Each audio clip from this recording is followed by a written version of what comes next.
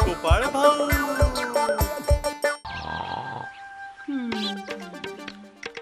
अहो ऐकलत का?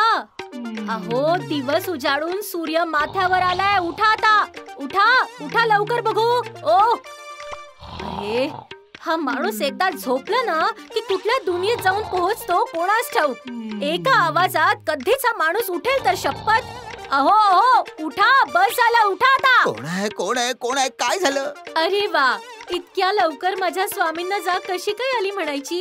संसाराची काही जबाबदारी आहे की नाही आपल्यावर? का फक्त खायचं आणि झोपायचं, खायचं आणि झोपायचं? झोप ही जगातली सगळ्यात शांती देणारी गोष्ट आहे ग बायको. बघा, ह्यांना फक्त लांब लचक भाषणं तेवढी देता येतात. मी म्हणत होते जरा कष्ट पण करत जा. पिशवी घ्या आणि बाजारात जा. घरातलं सामान संपलंय. कष्ट करून काय ग फायदा? तुला माहितीये का, एक ससा दिवसभर सारखा धावत असतो पण जगतो केवळ 15 वर्ष.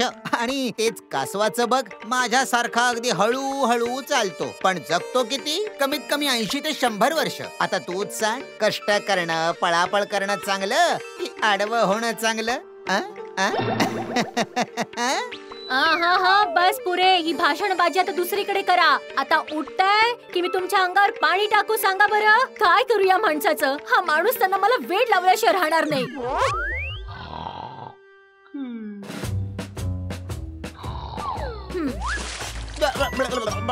अगं काय झालं? अहो आता जाग आली की अजून पाणी आणून टाकू अंगावर? अरे बापरे बाप.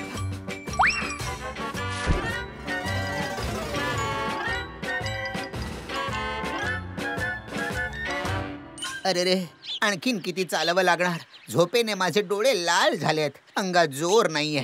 असं वाटतं की या झाडाखाली जरा झोपावं. झोपतोच.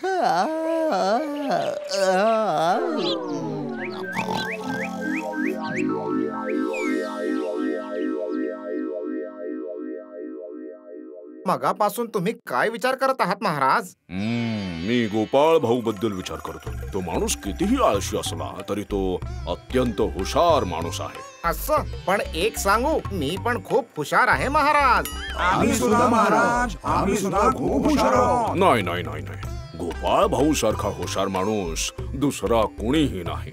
महाराज, अहो मी सुद्धा गोपाळ भाऊंपेक्षा कुठल्याही बाबतीत कमी नाहीये बरं. नाही नाही, फक्त तोंडाने बोलून मी विश्वास ठेवणार नाही. मला प्रमाण पाहिजे. प्रमाण नसेल तर मी विश्वास नाही ठेवणार की तुम्ही सगळे हुशार आहात. प्रमाण देण्याकरता आम्हाला काय करावं लागेल महाराज? काय करावं लागेल? काय कराल? हा, तुम्ही सगळे मला तुमच्या हुशारीचा परिचय करून द्याल. ज्याची हुशारी बघून मला वाटेल की ती व्यक्ती खरोखरच खूप हुशार आहे. मी त्याला साधारण 200 मोहरा पुरस्कार म्हणून देईन. असं असेल तर 200 मोहरा माझ्याच घरी जातील. नाही नाही, त्या मोहरा माझ्याच घरी जातील. नाही नाही, माझ्यात. नाही नाही, 200 मोहरा माझ्याच घरी जातील, मला मिळतील. नाही नाही, माझ्यात त्या मोहरा. अरे ते बघा, ते गोपाळाजोबा आहेत ना? अरे हो, चल बघूया काय करतायत ते. चल बघू. गोपाळाजोबा, तुम्ही इथे का बरं झोपलात? गोपाळाजोबा, काय मस्त झोप झाली. ओ गोपाळाजोबा, तुम्ही इथे का बरं झोपलात? मग सांगा ना, काय करू? तुमची आजी मला शांतपणे झोपू सुद्धा देत नाही आणि म्हणून जरा इथे आपलं ते जाऊ दे. मला खूप उशीर झाला, पटापट निघायला हवं. राजसभा संपायची वेळ झाली असेल.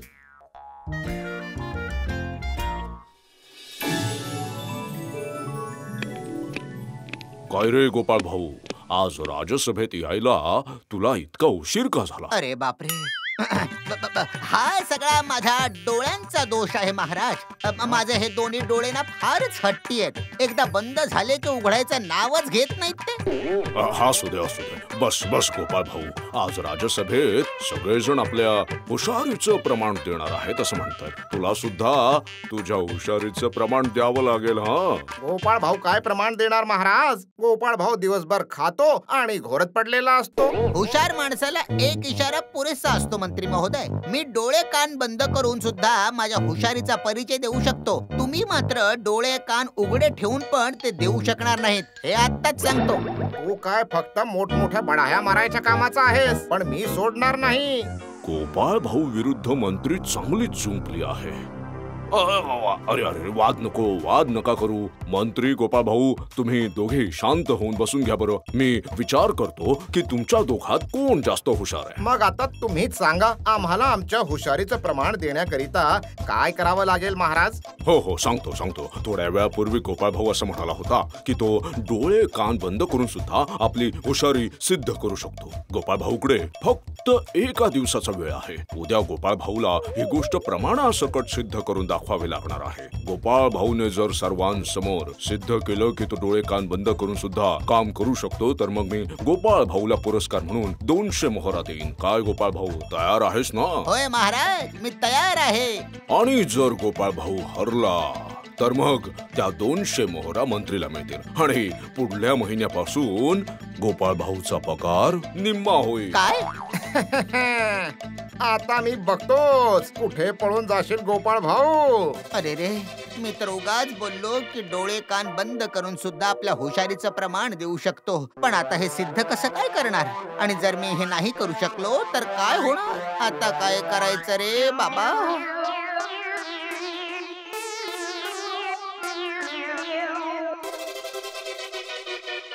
गोपाळ भाऊचं तोंड बघून असं वाटतंय की गोपाळ भाऊ फारच काळजीत पडलाय महाराज. काळजीत पडणारच ना. गोपाळ भाऊच्या तोंडातून अशी गोष्ट बाहेर पडलेली आहे जी सिद्ध करून दाखवणं केवळ अशक्य आहे. बरोबर बोलताय महाराज. जे काम डोळे बंद करून केलं जाऊ शकतं, तेच काम डोळे उघडे ठेवूनही केलं जाऊ शकतं. गोपाळ भाऊला त्याच्या हुशारीचा खूप गर्व आहे महाराज. पण यावेळी त्याचा गर्व मी थोडीच मिळवल्याशिवाय राहणार नाही, बघाच तुम्ही. असू दे, तुमची मजल कुठपर्यंत आहे मला ठाऊक आहे मंत्रीजी. तुम्हाला एकट्याला काहीही करायचं नाहीये. जे काही करायचंय ते तुम्हा सगळ्यांना मिळून करायचंय. सगळ्यांना? हो, आता काहीही झालं तरी गोपाळ भाऊ हरलाच पाहिजे. तुम्ही सगळे आजपासूनच गोपाळ भाऊच्या मागावर राहा. गोपाळ भाऊ काय काय करतो, तो कुठे कुठे जातो, एकूण एक गोष्टीची माहिती मला मिळाली पाहिजे. आता मी गोपाळ भाऊला चांगलाच धडा शिकवणार आहे.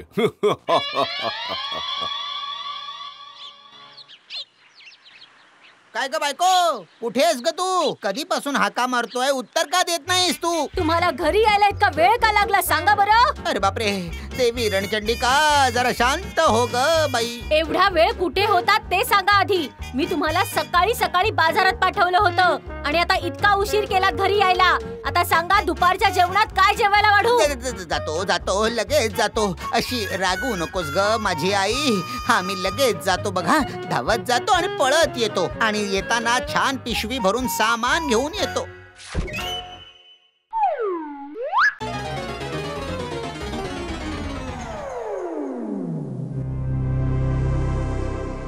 काही ध्यानात आलं ज्योतिष बुवा? समजला. गोपाळ भाऊ कोणाला घाबरो अथवा न घाबरो, आपल्या बायकोला मात्र तो खूप घाबरतो. काय बरोबर ओळखलं ना? अगदी बरोबर बोललात.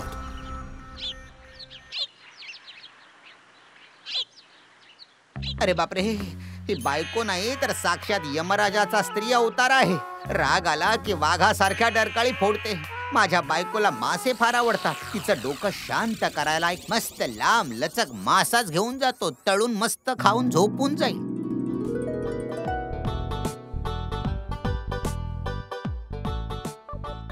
अरे दादा, तुझ्या दुकानातला सगळ्यात मोठा मासा पटकन काढून दे रे मला. मोठा मासा थोडा महाग आहे गोपाळ भाऊ.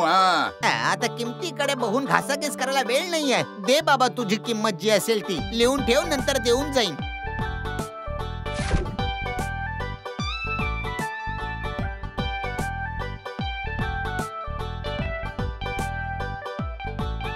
मासा तर घेतला. आता थोडे मसाले वगैरे घेऊन थेट घरी जातो. आता अजिबात उशीर करता कामा नये.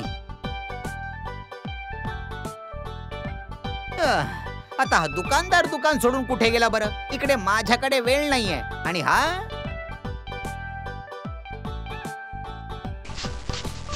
हे काय करताय गोपाळ दादा? माझ्याकडे अजिबात वेळ नाहीये म्हणून स्वतःच घेतोय. किती मुद्रा झाल्या तर सांग, सगळं हिशोबात लिहून ठेव. मी नंतर येतो.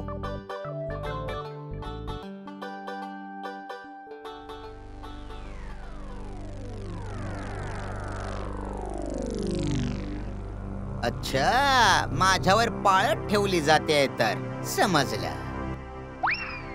गोपाळ भाऊ पळतोय. चला लवकर, चला चला लवकर, पकडा त्याला.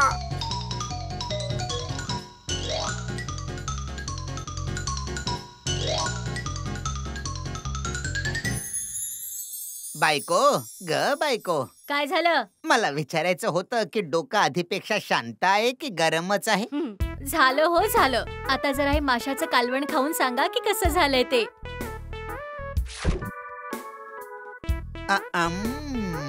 आहा, अमृता समानच. असं वाटतंय जणू अमृत खातोय. आता तू सुद्धा जेवायला बस ना, खूपच उशीर झालाय ना. नाही हो, अजून नाही. आधी जरा आंघोळ करू देत, देवपूजा वगैरे होऊ देत, त्यानंतर जेवायला बसेन मी. बरं ठीक आहे, मग मी खायला सुरुवात करू का?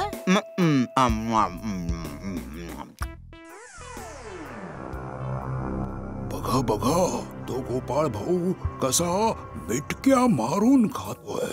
असं दिसतंय की गोपाळ भाऊला त्याची हुशारी सिद्ध करण्याचा मार्ग सापडलेला आहे.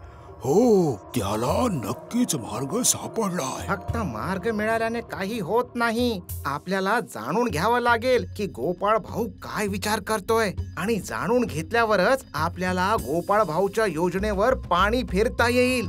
आणि त्याचमुळे गोपाळ भाऊ आपल्या हुशारीचं प्रमाण देऊ शकणार नाही. अरे बापरे, माझा पाठलाग करता करता सगळं इथे पण येऊन पोचले का? ही मला अडचणीत टाकण्यासाठी नक्कीच महाराजांची युक्ती असणार. आता ह्यांची मस्तच मजा घेतो मी. मस्त जेवण झालं. आता जरा विश्रांती घेतो. जोपर्यंत झोप घेत नाही तोपर्यंत डोकं काही काम करत नाही ना. आणि डोकं नीट नाही चाललं तर 200 मोहरांसोबत माझा पगार सुद्धा निम्मा होईल, आणि ते मी कधीच होऊ देणार नाही. मंत्रीजी, ऐकलत ना तुम्ही? गोपाळ त्याची हुशारी सिद्ध करायला काहीतरी योजना नक्कीच करणार आहे. हे विठ्ठला, पांडुरंगा, नारायणा, माझ्या संसारावर तुझी कृपा. म्हटलं जरा आरामात झोपून विचार करू तर या घरात तेही जमत नाही. छी. आता मी या घरात राहूच शकत नाही. चाललो मी.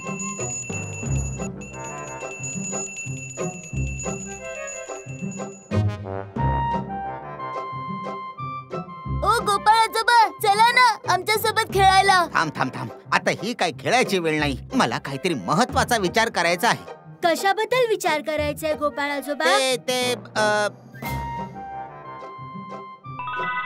थांबा, आता तुमची चांगलीच मजा घेतो. मी असं ऐकलंय की भिंतीला पण कान असतात, म्हणून मी मोठ्याने नाही बोलू शकत. इकडे या, जवळ या, तुमच्या कानात सांगतो.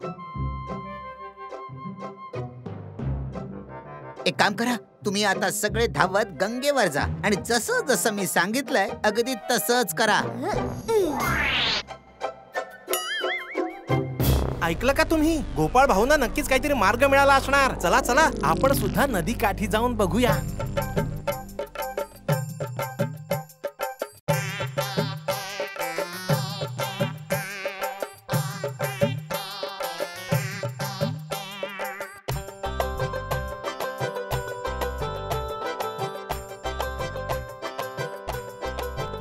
अरे अरे अरे मुलांनो, तुम्ही इथे का आला आहात? मला सांगा बरं. चला पटकन बोला, बोला लवकर. आम्हाला इथे गोपाळ आजोबांनी पाठवलंय गंगेचं पाणी बघायला.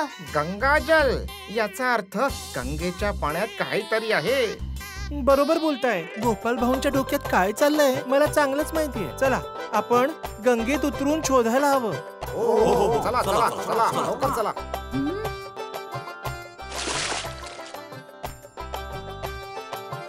गोपाळ आजोबांनी जसं सांगितलं होतं तसंच झालं. चला आता ही गोष्ट जाऊन आपण गोपाळ आजोबांना सांगूयात.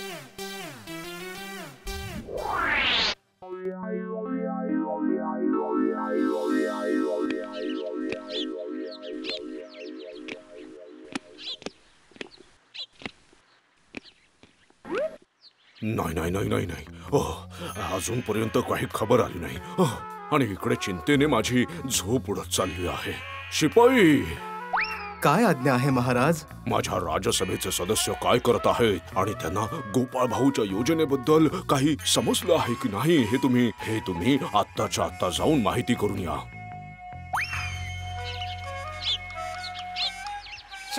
काहीच मिळालं नाही. मला वाटतं आपण परत गोपाळ भाऊच्या मागे जायला पाहिजे. हे असं इथे शोधाशोध करून काही मिळेल असं मला वाटत नाही. हो, तुम्ही बरोबर बोलताय. महाराजांना जाणून घ्यायचं आहे की तुम्हाला गोपाळ भाऊच्या योजनेबद्दल काही माहिती मिळाली आहे की नाही. महाराजांना जाऊन सांग की अजून तरी माहिती मिळाली नाही, पण लवकरच मिळेल.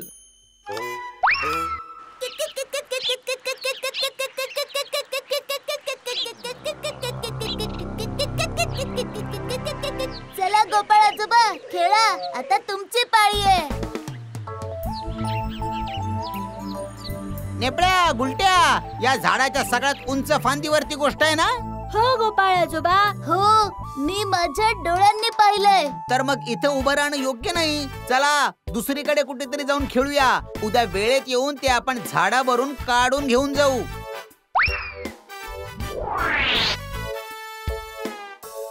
या झाडाच्या उंच फांदीवर गोपाळ भाऊने नक्कीच काहीतरी महत्वाचं लपवून ठेवलं असणार. चला तर आपण जाऊन बघूया.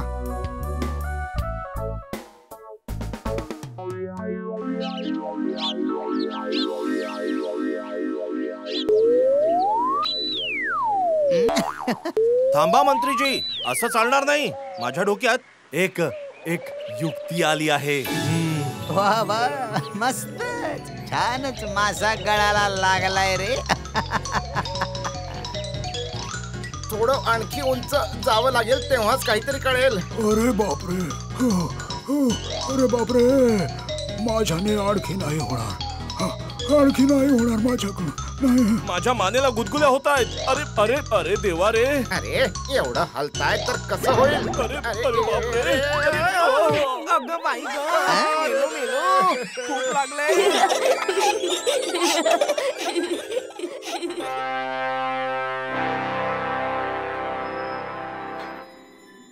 शी शी शी शी शी शी, इतके सगळे लोक मिळून सुद्धा तुम्ही गोपाळची काय योजना आहे याची माहिती काढू शकला नाही. मला क्षमा करा महाराज. अहो खूप शोधलं. अहो शोधून शोधून आमचे हात पाय मोडायची पाळी आली महाराज. तरी सुद्धा आम्हाला काही माहिती नाही मिळाली.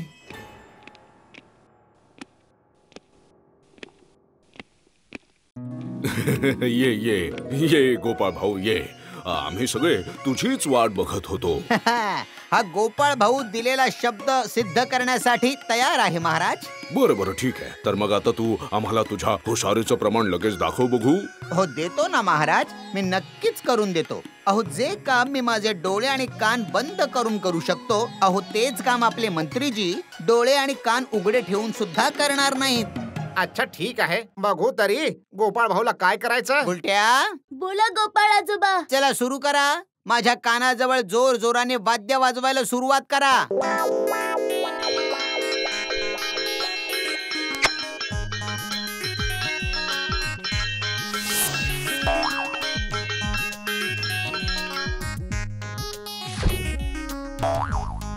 मंत्रीजी, जे काम मी कान बंद करून केलं तेच काम तुम्हाला कान उघडे ठेवून करून दाखवायचं आहे. काय काय काय झालं रे गुलट्या?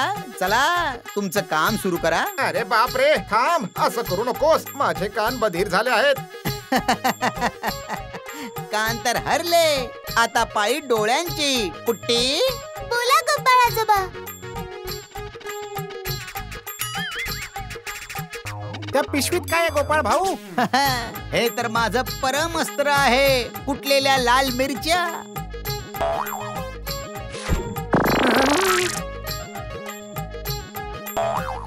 मंत्री महोदय, आता पाळी तुमची आहे. जे काम मी डोळे बंद करून दाखवलं तेच काम तुम्हाला आता डोळे उघडे ठेवून करून दाखवायचं आहे. हे काय, मला वेळ नाही लागलं. मी हार स्वीकार करतो महाराज. गोपाळ भाऊच्या हुशारी पुढे मी हार मानतो. आधीच कानात सनई चौघडे वाजतायत. त्यानंतर जर माझे डोळे सुद्धा खराब झाले तर अख्खं आयुष्य मला भीक मागून काढावं लागेल. नको नको नको, मला नाही करायचं हे. शाबास शाबास गोपाळ भाऊ, शाबास. याला म्हणायचं गोपाळ भाऊंच्या बुद्धीचं अगम्य भांडार. चूक झाली, खूप मोठी चूक झाली. तुझ्या हुशारीची परीक्षा घेण्यात काहीच अर्थ नाहीये. अरे समुद्राचं पाणी कधी लोट्याने मोजता येईल का, नाही ना? मग तुम्ही पाहिलत ना महाराज, या गोपाळ भाऊशी केवळ मंत्रीजी नाही तर राजसभेतील सगळेच लोक हरलेले आहेत. काय? हो नाही, होच. मला चांगलंच कळलं होतं की तुम्ही सगळे माझ्यावर पाळत ठेवून होतात, म्हणून तुम्हा सगळ्यांची थोडीशी गंमत केली मी. आणि मला हे सुद्धा माहिती आहे की तुम्ही कोणाच्या सांगण्यावरून मला जळू सारखे चिकटले होतात. मी त्यांचा खूप आदर करतो म्हणून त्यांना काही बोलू शकत नाही, पण यावेळी मात्र त्यांना सोडतोय मी. आता आता आता ते सगळं जाऊ दे गोपाळ भाऊ. तू ही गोष्ट 100% सिद्ध केलेली आहेस की या राजसभेतील तूच एकमेव असा हुशार व्यक्ती आहेस. हे घे गोपाळ भाऊ, तुझा पुरस्कार 200 मोहरा. धन्यवाद महाराज. पण एक सांगू का, डोळे कान उघडे ठेवून होतो म्हणून मी या हुशारीच्या परीक्षेत जिंकू शकलो. चला, या 200 मुद्रांनी आपण बाजारात जाऊन छान छान खाऊ आणि मस्त पोटभर जेऊ.